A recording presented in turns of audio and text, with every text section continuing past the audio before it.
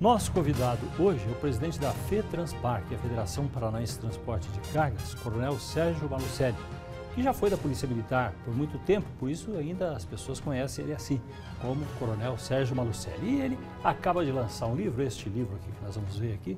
Esse livro é um apanhado de opiniões de pessoas que conheceram, histórias, um pouco de folclore também, uma visão de várias maneiras dessa carreira, desse trabalho de tanto tempo do coronel. Nós falamos com ele, mas vamos começar por outros assuntos antes do livro, para saber exatamente como é que é a visão dele, como representante de uma das principais federações do Paraná e que trata do transporte de cargas, que é fundamental para o nosso estado, que tem tão grande produção, dos problemas que nós enfrentamos. Aparentemente, coronel, o que mais preocupa o seu setor hoje é a segurança que acaba atingindo também o transporte de cargas, a falta dela. Bom, não há dúvida. O que é a Federação das Empresas de Transporte de Carga do Paraná? É do setor produtivo, no segmento do setor produtivo, responde por 6% do PIB paranaense, transporta 65% de tudo que se produz no Paraná, em especial o agronegócio, tem 360 mil empregos diretos, tem 130 mil implementos rodoviários, entre pequenos, médio e grande, e tem vários problemas como qualquer outro setor. Não é? Uma alta carga tributária, altíssima carga tributária, em que todo o empresariado sofre para pagar e não tem o retorno convincente por parte do Estado. Nós temos aí o problema de roubo de cargas, que o Rio de Janeiro hoje é o que mais significa naquele estado. Hoje sobrepujou até a droga. E esse roubo de carga também interfere em nosso estado. Embora o Paraná não esteja a níveis tais quais do Rio de Janeiro ou até mesmo outros estados, mas nós não podemos permitir que chegue a níveis que saiam do controle. Hoje, o roubo de carga em nosso estado gira em torno de 3% de todos os roubos que ocorrem em nosso país. Você vai me dizer, isso é bom ou ruim? Eu digo, em relação ao Rio de Janeiro, que é 75% do roubo no Brasil está lá, e em São Paulo, é muito bom. Mas não podemos deixar que esse índice também aumente. Né? Eu gostaria que fosse zero. Né? Ainda daquela forma convencional de parar o motorista, sequestrar o motorista, levar carga, isso permanece, apesar de tantos anos que passaram? São quadrilhas organizadas, não são roubos ou furtos por encomendas, principalmente de carga de alto valor agregado. E aqui em nosso estado começa a nos surpreender quando nós não tínhamos roubo de alimento. Hoje já estamos tendo. Né? Alimento não era preponderante. Hoje nós temos o eletrônico, pneus, agora o alimento, todo esse trânsito que faz daqui até o Paraguai, não raras vezes é com escolta. As empresas já estão investindo em torno de 12% no seu gerenciamento de risco, 12% do seu faturamento. Escolta, gerenciamento de risco, por satélite, o rastreamento, sistema de segurança nos seus centros de distribuição, enfim.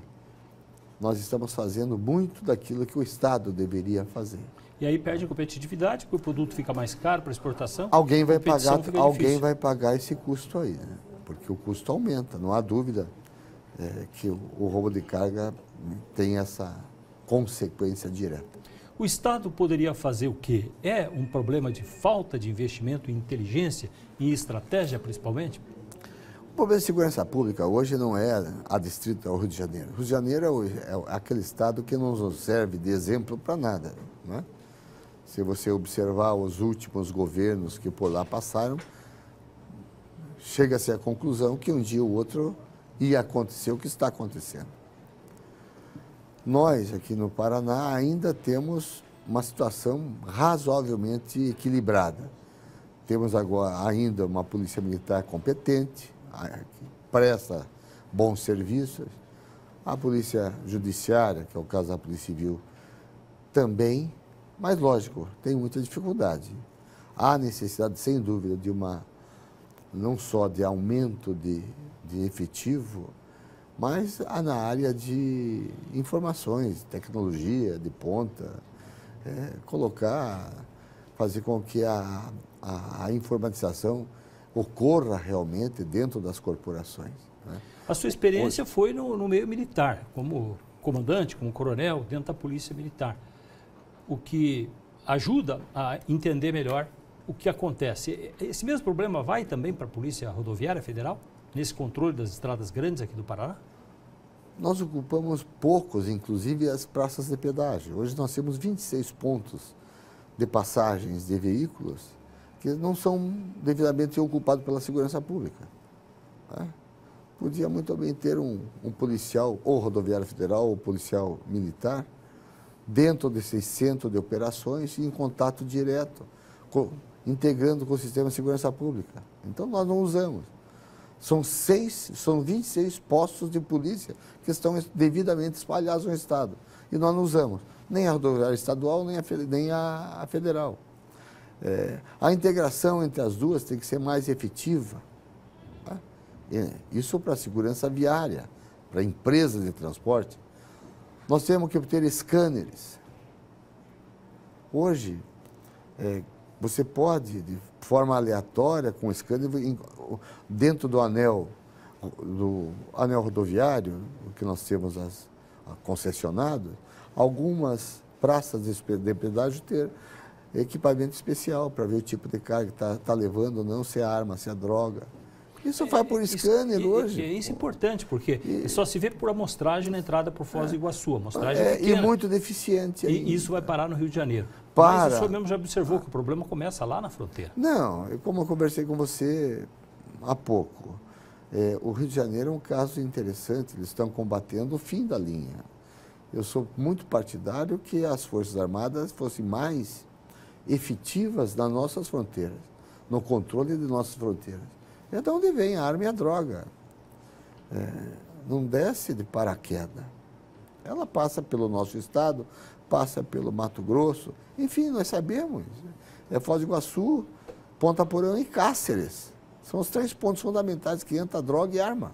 E o pior é que os assaltos estão ficando mais violentos e muitas vezes pessoas que estão ali que não tem nada a ver. Tivemos um caso recente na região ali do Alto da Serra de São Luís do Purunã, de um ataque assim, morreram pessoas que simplesmente estavam ali passando na estrada, não tinham a ver com aquele fato.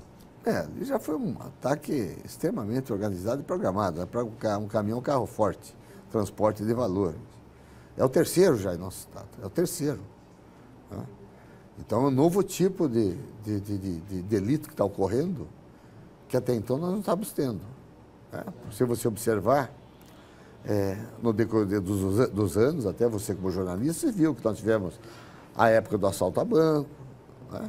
Depois veio o período de colocar-se às portas, o banco não tem mais dinheiro no caixa, aí veio o caixa eletrônico, aí começou o assalto, arrombamento ao caixa eletrônico, e agora estamos chegando no carro forte, é onde está o dinheiro. A migração do crime também as empresas de segurança de transporte também tem que se adaptar.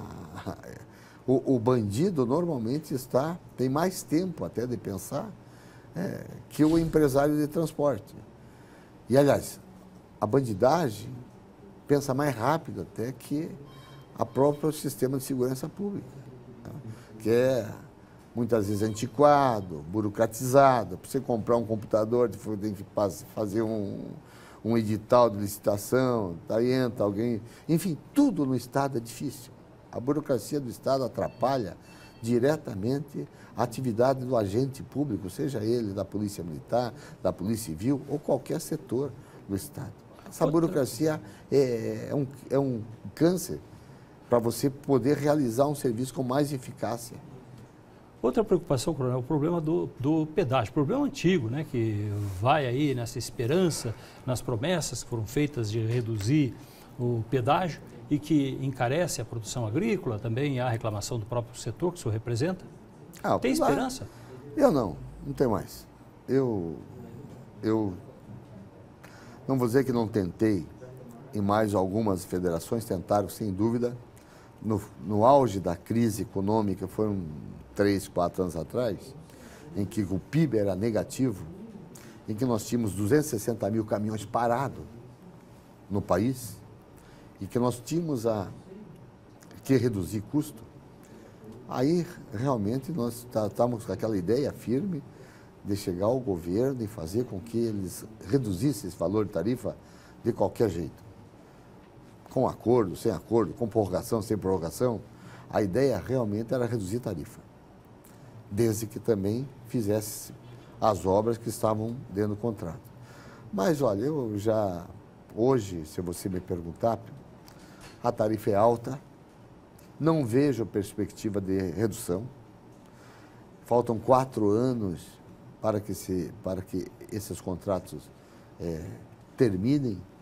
O melhor mesmo é concluir esses 4 anos, vir uma licitação internacional, transparente, e que ela venha a atender os anseios do transportador de cargas, ou seja, compatível, os valores compatíveis com as nossas necessidades. Daqui a 4 anos, então, com o vencimento, haveria a possibilidade de fazer uma nova licitação com abertura, como o senhor falou, internacional, e aí a concorrência poderia ser por preço. Nós já agora tem que mudar o padrão, né? Isso aí foi uma herança lá de 20 anos atrás, né? Alguns governadores judicializaram, o tema foi politizado, aí tentou-se de uma outra maneira com uma medida provisória, depois virou lei até a prorrogação, prorrogaram a ferrovia por 30 anos, prorrogaram as concessões feitas em 2013 e as nossas aqui não foram mexidas, né? Continuamos pagando esse preço altíssimo que implica diretamente na planilha de frete, juntamente com o óleo diesel. O diesel responde por 40% quase. E o diesel é outro problema, que está sendo aumentado toda semana. Você não consegue transferir o aumento para o embarcador. Você não tem tempo de fazer isso, né? E o pedágio, agora é chegar ao fim, vir uma licitação internacional aí, que as empresas concorram, que apareçam até mais empresas para que a gente conclua essa história aí, que é embaraçosa, danosa, e que a cada período eleitoral ela ressurge. Nós temos intervalo, já voltamos conversando aqui com o coronel Sérgio Malucelli. Ele é presidente da Federação de Transportes de Cargas do Paraná. Na sequência, vamos falar do livro que está sendo lançado sobre ele, os depoimentos das pessoas todas que acompanharam a carreira. É o nosso assunto a seguir.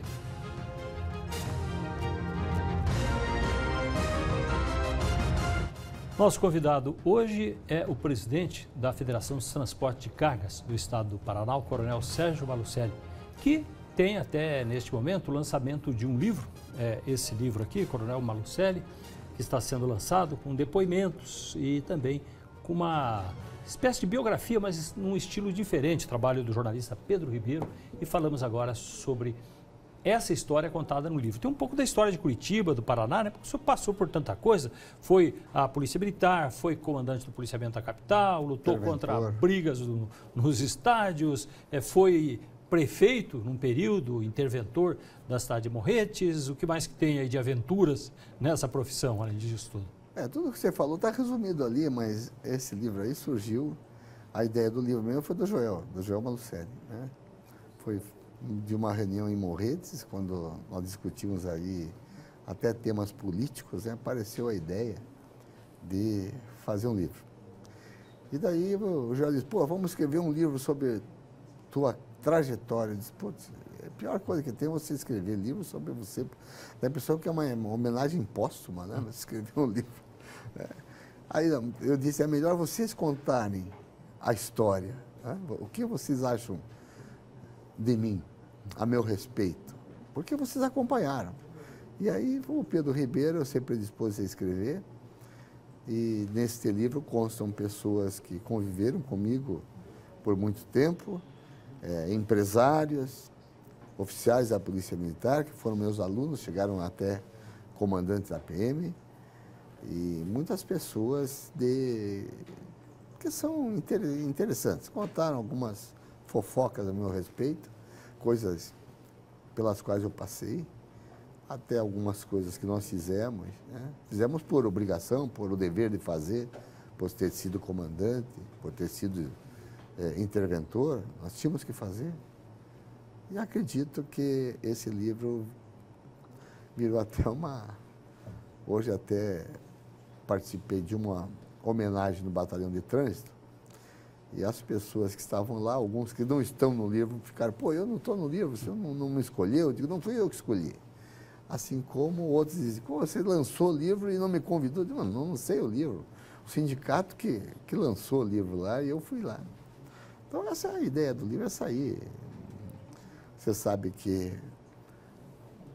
além de contar histórias, tem alguns fatos interessantes, tem tudo a ver com a história até de Curitiba, do Paraná e da minha cidade. Exatamente, da minha família que é de Morretes. Da minha família, da família Malucelli, da minha cidade. E o senhor chegou a ser interventor depois na sua própria cidade, né? Algo curioso? Curioso é o seguinte, eu fui numa situação difícil da cidade, o prefeito, meu amigo, continua sendo meu amigo até hoje, só que você foi lá com a ideia, um prazo determinado. Não é igual a intervenção federal no Rio de Janeiro, não é igual, mas foi uma intervenção municipal. Mas havia uma Tem crise começo, meio e fim, né? Então eu estive lá com uma missão, fazer com que os serviços públicos municipais voltassem ao trabalho, saldar algumas pendências que tinha e fazer com que a máquina municipal atendesse o povo. Aqueles que não foram contemplados ficaram bravos comigo até hoje, mas faz parte do negócio, você não consegue agradar todo mundo. E a política em sua vida, apesar da carreira militar, também esse gosto de acompanhar o assunto, debater o assunto, participar quando é chamado? A política faz parte do nosso dia a dia, né? A política nossa forma de governo, que é o democrático, que é a democracia, tudo passa pela política. Só que a política tem que ser renovada, a política tem que ser realimentada. Hoje, sinônimo de político é corrupção, má versação de verba pública, é desvio. É uma herança, né, que eu acho que a maioria do povo brasileiro não concorda mais.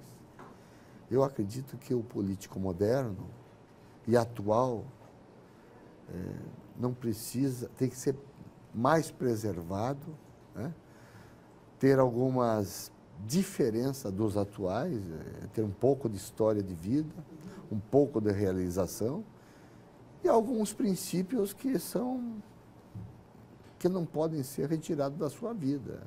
Princípios que não precisariam nem ser explicitados ou tornados público, como ser honesto, probo, trabalhador, cumpridor de deveres.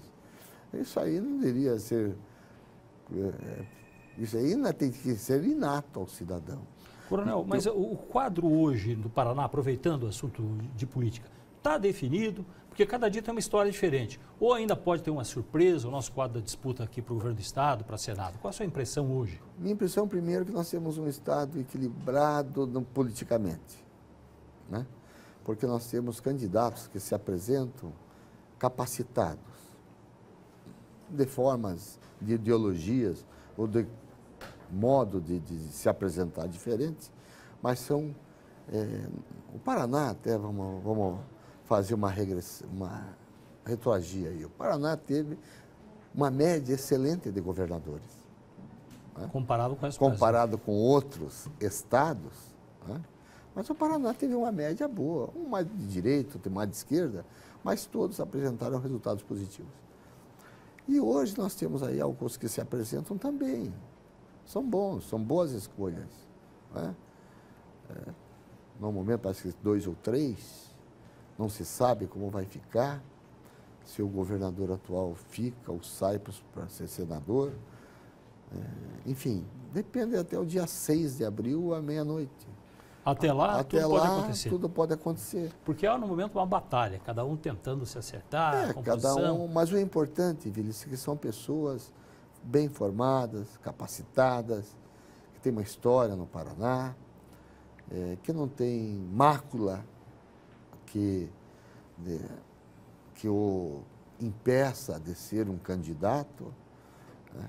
E o paranaense terá essa oportunidade de escolher um deles. Da sua experiência, como é que vai votar o eleitor? Vamos falar em Senado, deputado, federal, estadual. Como é que o eleitor poderá raciocinar? Porque aí está uma grande dúvida, né? Numa situação de tanta descrença como hoje. Olha, eu tenho andado muito em Brasília, em função da Federação de Transporte, e em São Paulo. E a gente observa o seguinte, o sentimento dos empresários é de mudança. Este meio que você convive é de mudança. Ninguém suporta mais o que está acontecendo no país. Essa corrupção que a cada dia estão nos noticiários e sempre envolvendo políticos. Dificilmente você vê um ato corruptivo que não tenha um vínculo político. Nós temos aí quase mais de 250 deputados federais, né, parlamentares, mais que 30 senadores. Temos estados que têm 3 governadores presos. Temos 4 ex-presidentes e presidentes investigados. Qual é o país que tem isso? Como é que se pode acreditar nesse exemplo? Então a população está com ódio mesmo. E se certos políticos estão levando ovo na cabeça, ou apanhando na rua, ou sendo xingado em restaurante, é porque merecem. Merecem. Mas aí pode favorecer uma renovação, quadro assim? Eu acho que haverá uma renovação. O povo não é mais... o povo é politizado, sim. Não acredita muito em algumas promessas. De uma hora para outra aparecem salvadores da pátria, ou parlamentares com discursos já recorrentes, né? Que você não consegue mais enganar muita gente. Eu acho que esses políticos não vão conseguir mais enganar muita gente. Eu torço para que haja uma renovação e também aqueles que prestaram bons serviços e que se a população achar que deve permanecer, que votem, não há dúvida. A tendência é uma bancada, seja em qualquer nível, mais liberal economicamente do que estatizante, como foram as anteriores? Bom, se você observar que o mundo moderno, globalizado, está sendo liberal na sua economia, mais globalizado inclusive, não sei por que você retroagir, né? Aquele socialismo puro, de tudo ser estatizado, porque se você observar tudo que o governo interfere, ou ele para ou dificulta, né? Quando você passa para a iniciativa privada, as coisas ocorrem com mais rapidez, mais fluidez, e é a competição, a competitividade. Você tem a oportunidade de fazer com que o empresário invista e receba por aquilo que investiu, por que não? Agora, por que tudo isso tem que girar com a mão do Estado? Coronel, tirando nomes, não abordando aqui quem são eles, mas qual seria a missão do próximo governador do Paraná?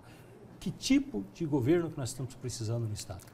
Bom, pelo meu lado, a infraestrutura é fundamental, né? Estradas, ferrovias. Continuar esse projeto do porto, que está cada dia melhor, melhorar a malha ferroviária, quem sabe até esse projeto novo de Maracaju ao Porto de Paranaguá, são projetos difíceis. Então, essa para mim seria fundamental. E na segurança pública, qualificar, punir os corruptos, não abrir mão disso, punição exemplar, tornar as corporações mais atuantes da forma digital. Hoje nós precisamos, não é só homem, tudo está informatizado, nós temos câmeras, nós temos como controlar a distância, nós temos que ter uma resposta mais rápida para as ocorrências, nós temos que fazer com que a prestação do serviço público esteja mais perto da população. Você não pode admitir, por exemplo, se tem um carro roubado na Barreirinha, ou furtado lá na Barreirinha, você tem que pegar um ônibus para vir aqui no centro da cidade e registrar um boletim de ocorrência. Isso tem que ser pela internet, pelo telefone celular. Dizem que já tem, mas a gente vê que às vezes não funciona. Enfim, nós temos que modernizar. As corporações têm que viver no mundo atual. Tá? Nunca perdendo na Polícia Militar ou nas outras corporações a hierarquia e a disciplina. Para terminar, Coronel, o livro, como é que foi? Era o que o senhor esperava? Ficou feliz com o resultado? Como é que o senhor define, afinal, esse trabalho que agora é entregue? Está sendo tirado mais 1000 que faltou. Faltou livro? Faltaram muitos exemplares, estão rodando mais alguns. E o livro, inicialmente, até seria cobrado por uma entidade filantrópica da minha cidade, de Morretes, e não foi. Mas agora essa segunda edição será cobrado para atender uma entidade de Morretes lá, que seria a APAI, para que a gente possa, com isso aí, contribuir com alguém que está precisando muito mais que nós. Muito obrigado pela presença com a gente aqui, Coronel. Ora, continua à disposição. Muito obrigado. Para você mandar sua sugestão, sua crítica, use o nosso portal, é o jws.com.br, sobre a memória brasileira, o nosso assunto por lá. E por lá também recebemos as suas sugestões e críticas. Obrigado pela audiência.